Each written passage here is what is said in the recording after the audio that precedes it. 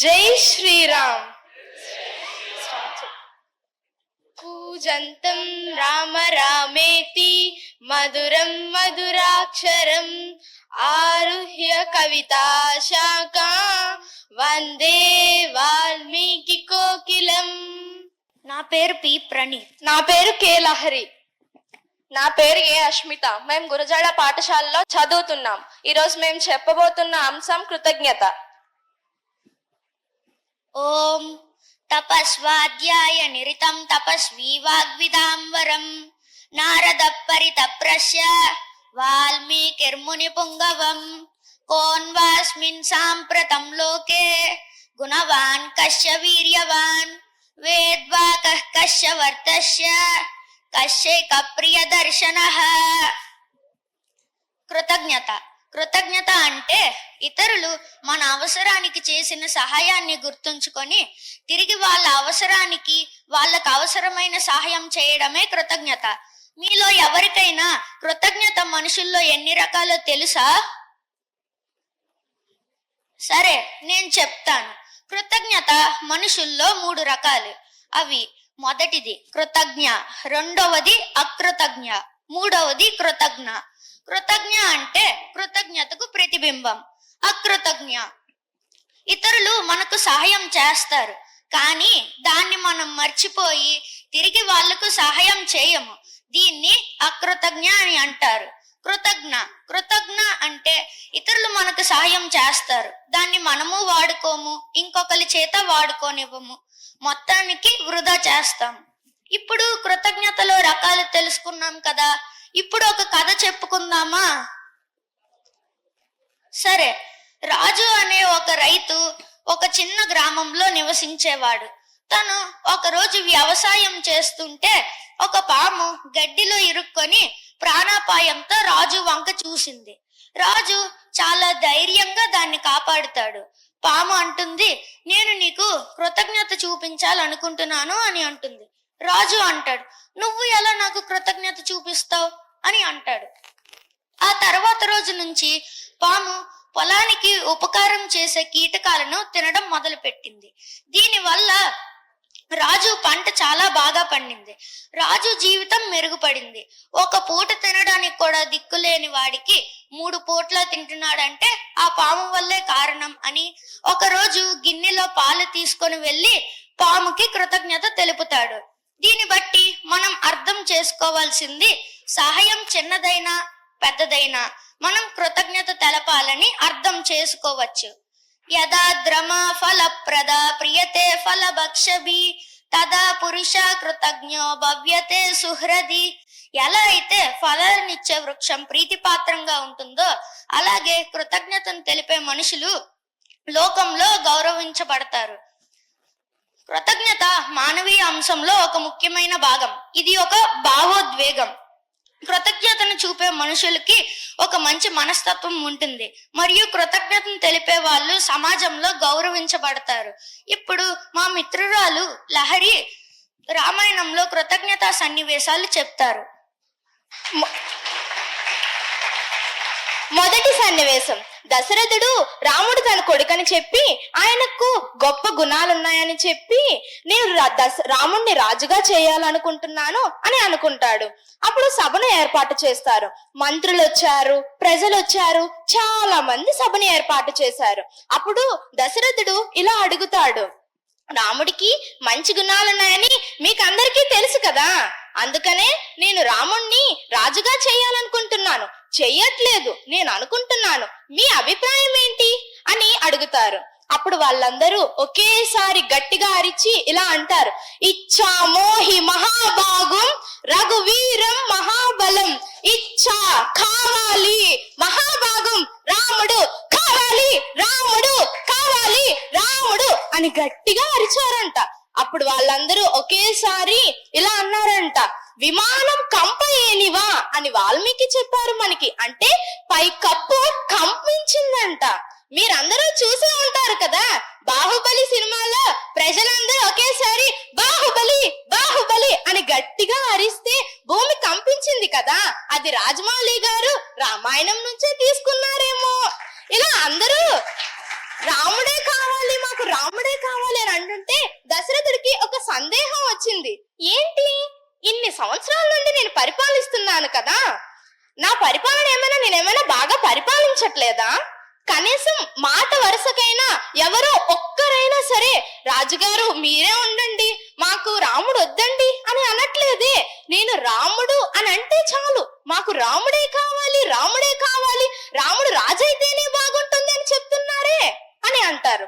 అప్పుడు ఆ సభలో కూర్చున్న ఒక వ్యక్తి నించొని ఇలా అంటాడు, ఏమి తెలుసయ్యా నీకు రాముడు గురించి? అసలు రాముడి గొప్పతనం ఏంటో నీకు తెలుసా? మేము కష్టాల్లో ఉండేటప్పుడు రాముడు మా దగ్గరకు వచ్చి మా కష్టాలను తెలుసుకున్నాడు. ఆయన యొక్క గొప్ప గుణం కృతజ్ఞత. ఆయన కృతజ్ఞతకే అంకితం.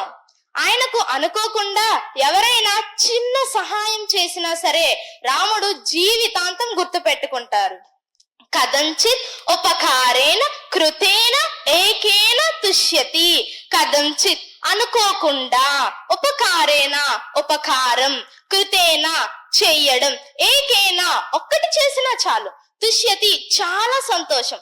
అనుకోకుండా ఒక్క ఉపకారం చేసినా సరే రాముడు చాలా సంతోషిస్తాడు. అనుకోకుండా అంటే మీకు సందేహం రావచ్చు.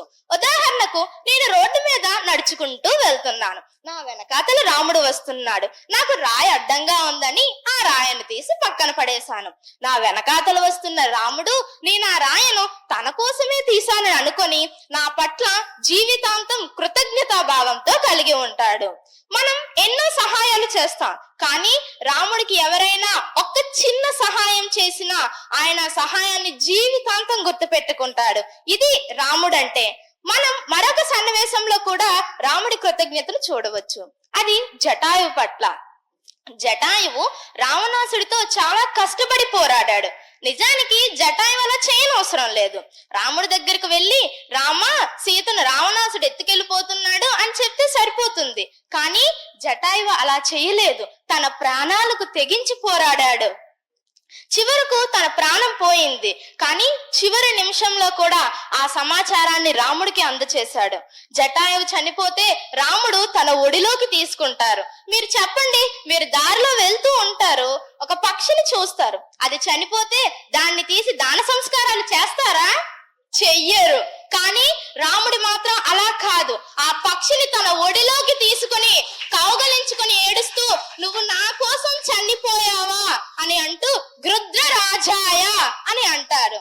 నేను ఒక ప్రశ్న అడగదలుచుకున్నాను. జటాయువు ఏ రాజ్యానికి రాజు? అసలు రాముడు జటాయువుని రాజని ఎందుకు అన్నాడు? మీకు ఎవరికైనా తెలుసా? నేను చెప్తాను. ఎందుకంటే ఇతరులకు సహాయం చేయడం కోసం జటాయువు తన ప్రాణాలనే వదిలేస్తాడు. అలాంటి వాడి కదా రాజంటే. రాజంటే గర్వం కాదు. ఒక సాధారణ వ్యక్తికి కష్టం వస్తే ఆయన ముందు నిలబడి ఆ కష్టాన్ని తీర్చేవాడు రాజు అంటే. ఇలా చేశాడు కాబట్టి జటాయుని గృద్ర రాజాయ అని సంబోధించి గజలోకాన అంటే తిరిగి రాని లోకాలకి వెళ్ళిపో అని చెప్పి జటాయుని పంపించేస్తాడు.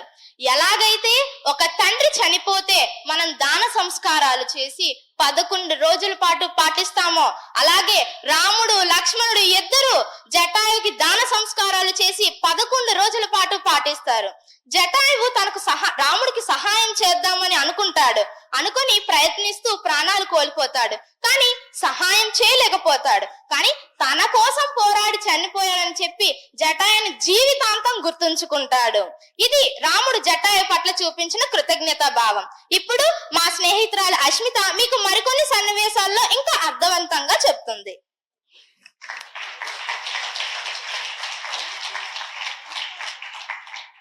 ఇత్యుక్త్వ ప్రీతి హృష్టాయ రామస్తం పరిషస్వజ హనుమంతం మహాత్మానం కృతాకార్యం ఉపాగమత్.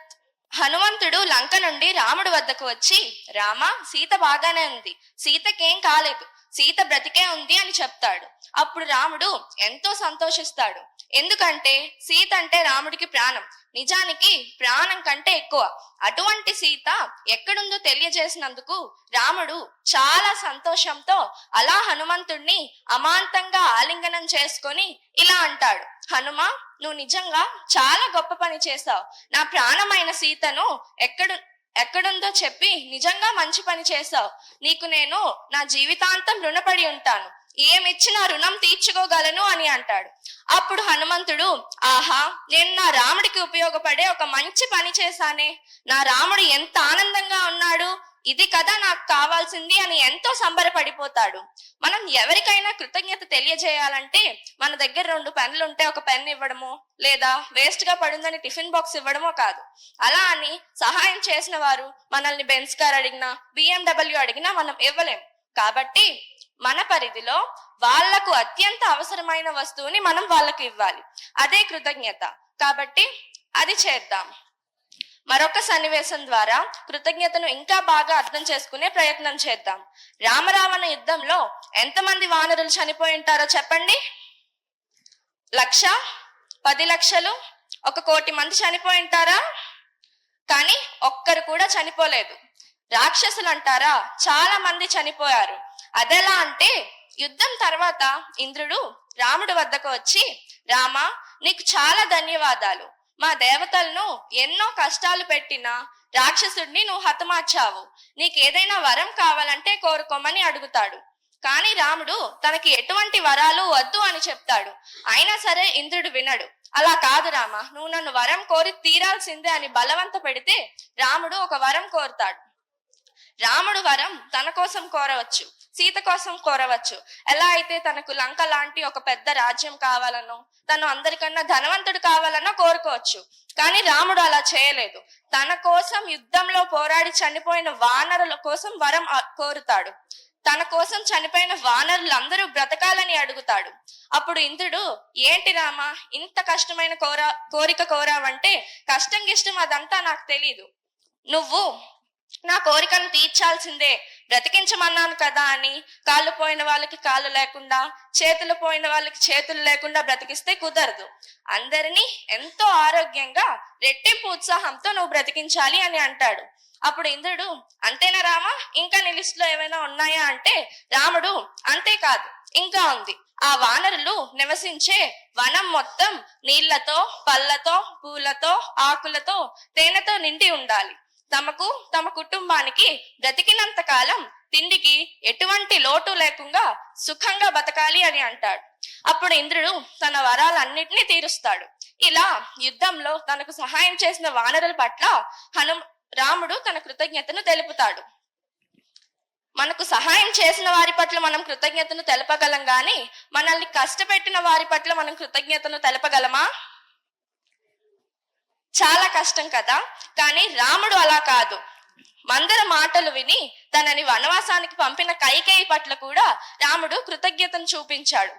ఎందుకు అంటే రాముడు నమ్మేవాడు, కైకేయి తనను వనవాసానికి పంపించడం వలన తనకు ఎంతో మేలు జరిగింది.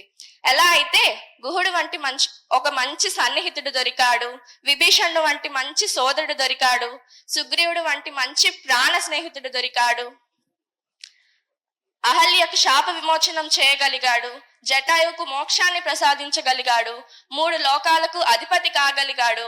ఈ వనవాసం సమయంలో రాముడు సద్గుణాలు అన్ని ఎంతో చక్కగా బహిర్గతమయ్యాయి.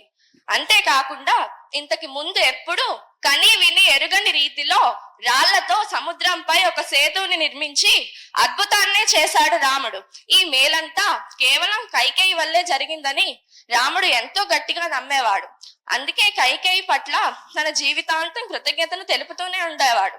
యుద్ధం తర్వాత విభీషణుడు రాముడు వద్దకు వచ్చి, రామా, యుద్ధం చేసి అలసిపోయి ఉంటావు కదా, రా, స్నానం చేసి వస్త్రాలు ధరించి భోజనం చేసి విశ్రాంతి తీసుకొని అయోధ్యకు వెళ్దువా అంటే అప్పుడు రాముడు ఇలా అంటాడు, తం వినా కైకేయి పుత్రం భరతం ధర్మచారిణం నమే స్నానం బహుమతం వస్త్రాన్యాభరణానిచ. అంటే కైకేయి పుత్రుడైన భరతుడు స్నానం చేసి వస్త్రాలను ధరించిన తర్వాతే నేను స్నానం చేస్తాను అని అంటాడు. ఇక్కడ మనం గమనించాల్సింది స్నానం చేయడం కాదు, కైకేయి పుత్రుడు.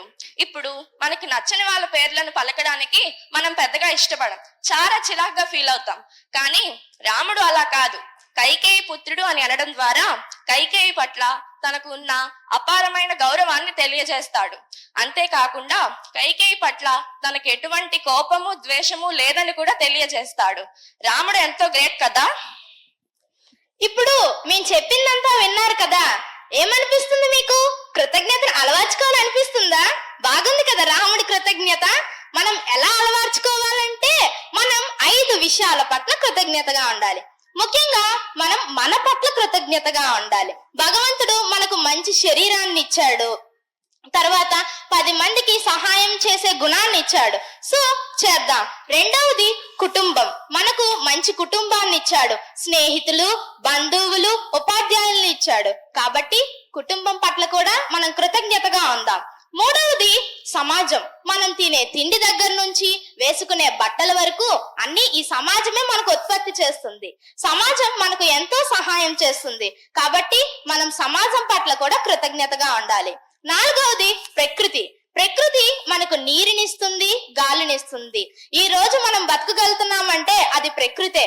ప్రకృతి లేకపోతే మనం ఉండగలమా? ఉండలేము. కాబట్టి ప్రకృతి పట్ల కూడా కృతజ్ఞతగా ఉండాలి. వీటన్నిటినీ నడిపించే దైవం ఒకరున్నారు. మనకు కనిపించిన ఒక మహాశక్తి దైవం. మనం దైవం పట్ల కూడా కృతజ్ఞతలు చూపాలి అని రాముడు మనకు చెప్పకుండానే చెప్తున్నాడు.